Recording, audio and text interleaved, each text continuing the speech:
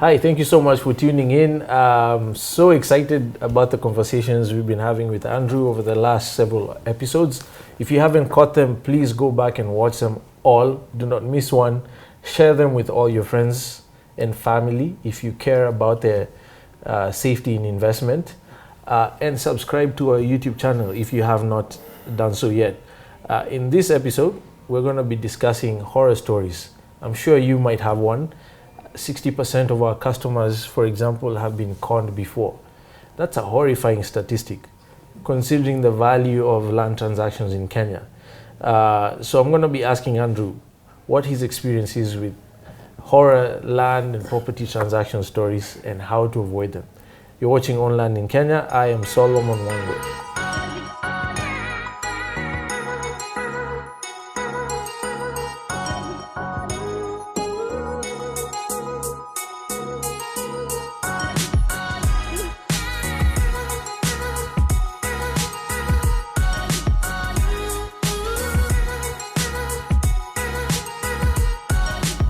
Andrew, horror stories. What's I know you said you have a bunch.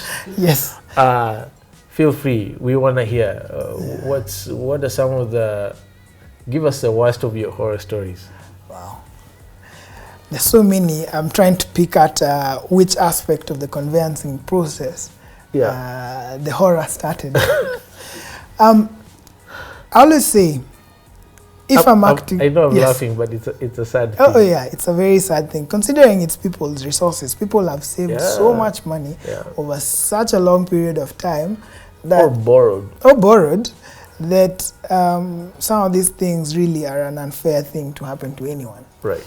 Now, I always say, if I'm acting for the seller, my risk is almost at zero. I assume no risk. The most I can say in terms of risk is whether the money my client is receiving is, money laundered out of a criminal enterprise. Okay. But that is, by and large, a very small concern in this market at the moment. So you're speaking from your perspective as an advocate. Correct, as an advocate. Representing. Yes, when I have to represent my client, there are two ways to think about it. Whether I'm acting for my client who's a seller, whether I'm acting for my client as a buyer, or maybe I should add the third, whether I'm acting for my client as a financier. Because you also have people who are buying and they've borrowed the money and you have a way to secure the lending institution. Yes. Now, the horror story is almost always at the level of the buyer because the risks are highest when you're talking about the buyer, because the buyer is the one who has to put all the money and runs the risk of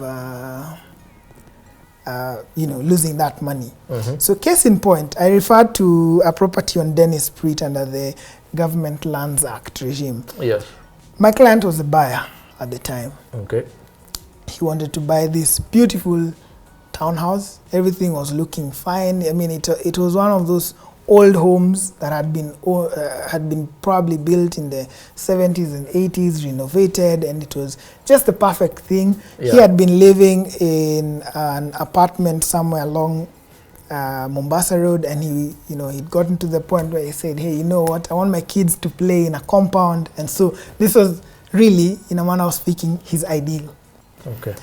And what I also insist is when you're acting for the buyer, you must do as much due diligence as possible. In fact, I remember, and sorry to digress a little, even when we were buying the property from Goshen Acquisitions, we had to find out who is Goshen Acquisitions.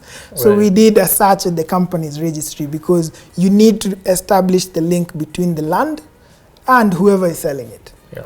So in this case, in the Dennis Street property, these guys had sold this property at such an amazing price. Mm-hmm.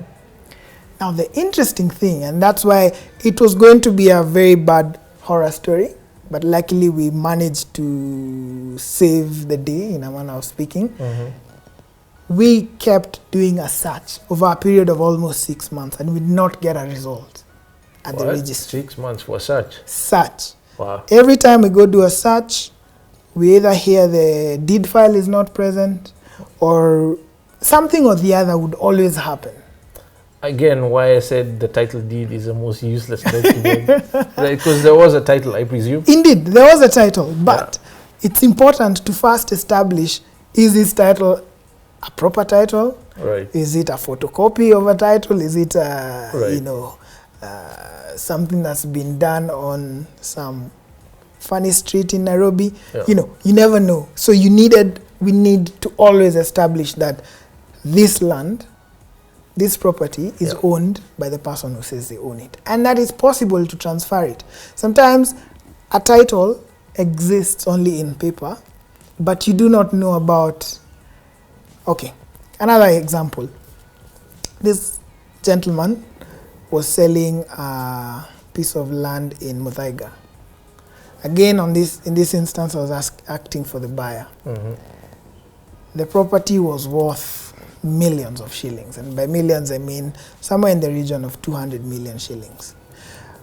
The interesting thing is they gave us a title that showed it was charged to a bank,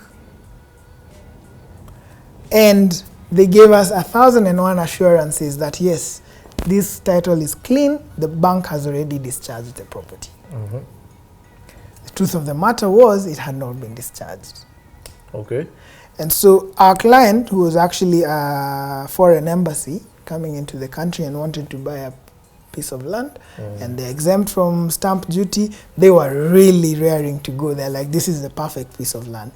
But what we had to do is, dampen their spirits a little by telling them, look, wait, you can't buy this land until you're certain that it's a clean title.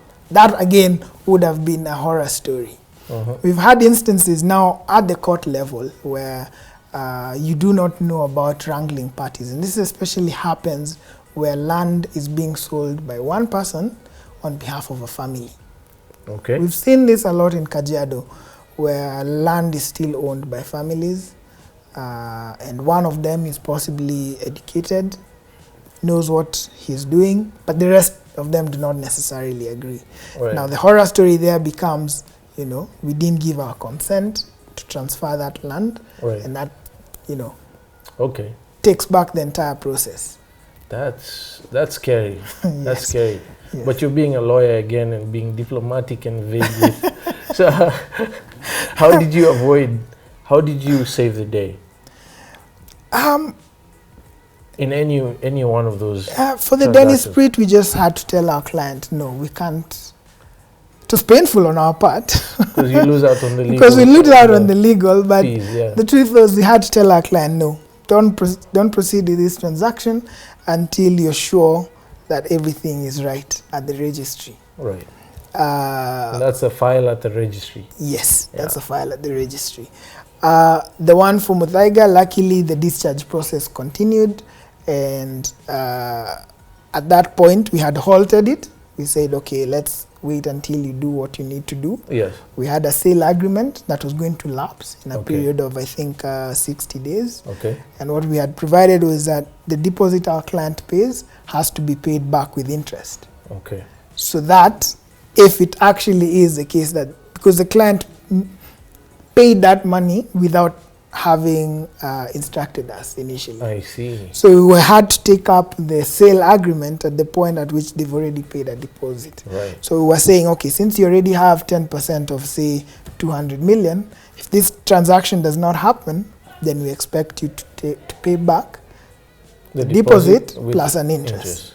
Yeah. Okay. But luckily that one went as it should have. Okay. In the end. Yeah. That's good to know. Yeah. So if I hear you correctly, what you're saying is spend as much time as is necessary doing your due diligence on not just the property but the purported owner of the property as they have presented themselves. If it's a company, and I've done a video on this before, how to do your due diligence on a landowner. If the landowner is a company like Goshen Acquisitions, what documents to ask for, because you have to make sure that the company is legitimate, is duly registered in the government by the government of Kenya to conduct the business that it's conducting, and that it's a rightful owner of the property, right? The reason I stress on this issue of taking as much time as is necessary is because a lot of time sellers will use time as a pressure point to get you to make financial commitments. Pay now or it could be gone tomorrow. I can't wait for you to get your search report because someone else wants to pay the deposit tomorrow and you lose out on the deal, or whatever other hook they try to use. I'd be okay missing out on the deal because I just don't have enough information from the search to be comfortable about proceeding. And so please take your time. If the land seller will not permit you enough space to do your due diligence, and of course that's a two-word term, due diligence, you have to be diligent about it. Don't take your time and lollygag and waste the seller's time, right? The idea is you're doing it in a hurried manner. Time is of the essence. Common term you'll find in agreements of sale. Time is of the essence. As long as you're doing all that you can in a timely manner to confirm the identity of the land and the purported seller, take as much time as is necessary. If the seller will not allow you that leeway or that space, disengage, move on and find someone else who will, because you'll be much better off in the end making sure that you did everything right. You crossed your T's and dotted your I's, and your investment, your financial investment is not in jeopardy. Correct. That's my takeaway from what you just said. Yeah. And that's been our experience as well. We've avoided a ton of calamitous occasions just because we took our time to do the due diligence. I hope that helps. If you have any questions about that, get in touch with us as soon as you can. Feel free to get in touch with Andrew Mura. All his contacts are just below. We're going to be having more and more conversations with Andrew in the coming episodes over the rest of the year about various aspects of the land transaction process. So stay tuned, don't go away, and please send in your questions so that we can include them and you can have all your queries answered. You're watching Own Land in Kenya. I'm Solomon Wangwe. Stay tuned for more information on strategic and safe land investment.